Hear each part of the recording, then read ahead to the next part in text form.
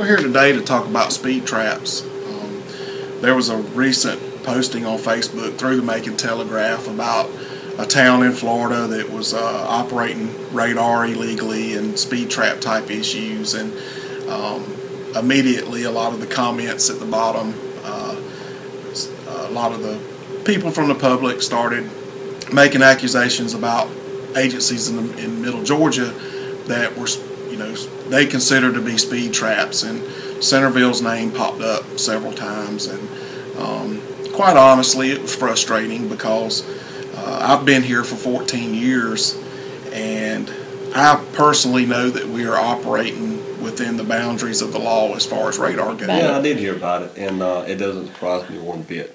To me, I took it as a compliment. We're actually doing our job if we're getting that type of response. People should know to slow down and not to speed because we don't want those type of dangers on our roadway. Basically, the speeding fines that we take in each year in our city municipal court, those revenue that comes in from speeding fines, just speeding fines specifically, cannot exceed 40% of the police department's annual budget. Our yearly operating budget is on an average of the last few years of $1.6 million. In 2012, we had only 5.64% of our speeding fine revenue for that year. That was only 5.64% of our annual budget. In 2013, the fine revenue that we took in was only 9.4% of our annual budget of $1.6 million. And so far this year, our speeding fine revenue is only at 4.81% of our annual budget, which is well below the 40% required by law. We're given requirements set forth by the state to make sure we don't go over, and as you can see with the numbers that we've given you, we're well under the limits. Could those numbers be higher? At 40%, which is the requirement that we stay under by the state, yes, they sure could be.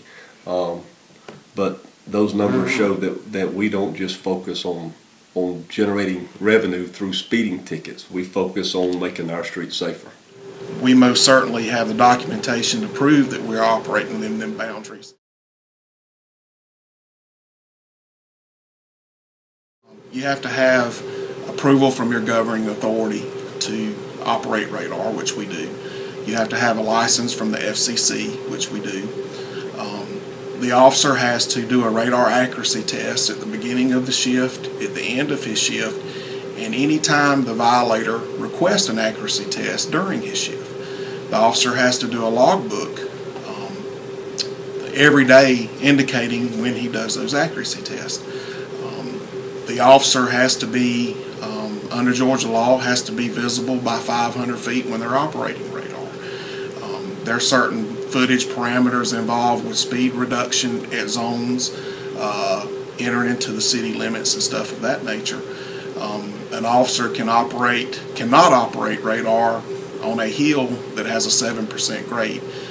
We do not have any hills in Centerville that have a 7% grade. The state law requires us to give the motoring public a 10-mile-an-hour cushion. We take that a step further and we give them a 15-mile-an-hour cushion before we start writing tickets. And I think that's very generous on our part. At any point in time during the day when someone's driving, they could be going 10, 11, 12 over the speed limit. We understand that. That's why we don't start ticketing until 15 over the posted speed limit.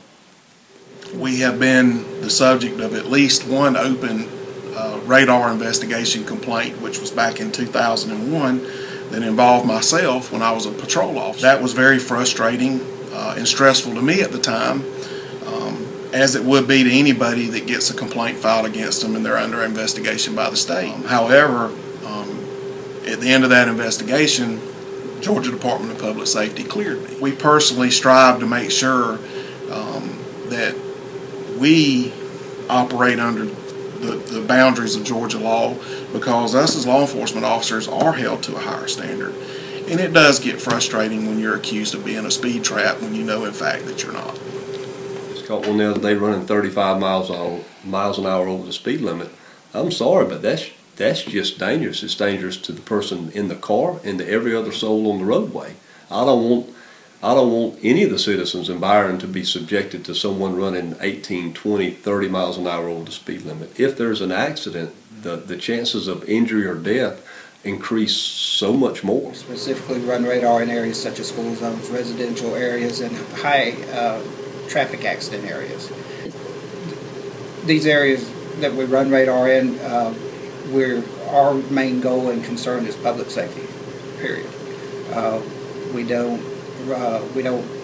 enforce traffic laws for revenue. We enforce traffic laws for public safety.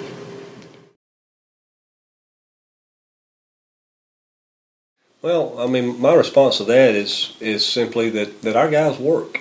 I ask each officer to do their job, and that involves many different things, from answering their calls for service, also patrolling our neighborhoods, and a big part of law enforcement's job is traffic safety. And we do focus on each and every aspect of that job. I wish somebody would go back and pull the traffic crash stats from each agency. Not that we're trying to see which agency has the lower stats, but I'm a firm believer that every speeder that is stopped, given a citation or a warning, or however the officer sees fit to handle that case, that is one potential traffic crash that is prevented. So I don't see it as a bad thing. I see it as hopefully making our town and the highways and the streets within our city a lot safer.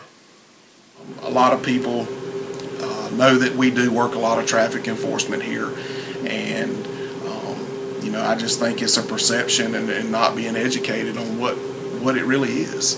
Some people just won't ever understand. They get a speeding ticket in Byron or anywhere in Middle Georgia, and you know, we're going to be tagged a speed trap when all they had to do is not speed. I give most everyone 15 miles an hour over, and I don't just pick a car out because it's a particular type of car or anything like that. It just depends on who's violating the speed limit in that given area, whatever the posted speed limit is.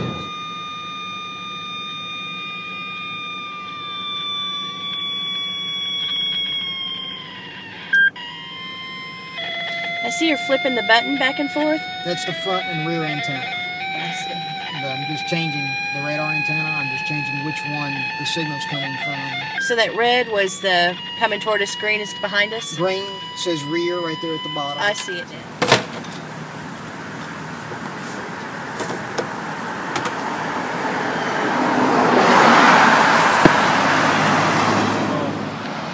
We put this out to let the motorists know what the speed limit is on this road, which is 35. The digital display up here is the motorist, the vehicle speed that's passing. If the motorist exceeds the speed limit past 35 miles per hour, the sign will start flashing. If they go more than 10 miles over the speed limit, which will be 11 miles per hour or over, there's red and blue lights in here that flash to let them know, hey, if there was a police officer out here, you'd be pulled over. We do not issue citations from this speed sign. There's no way of doing that. It's just simply a way to let the public know this is the speed limit on this road. You need to watch your speed and drive more careful.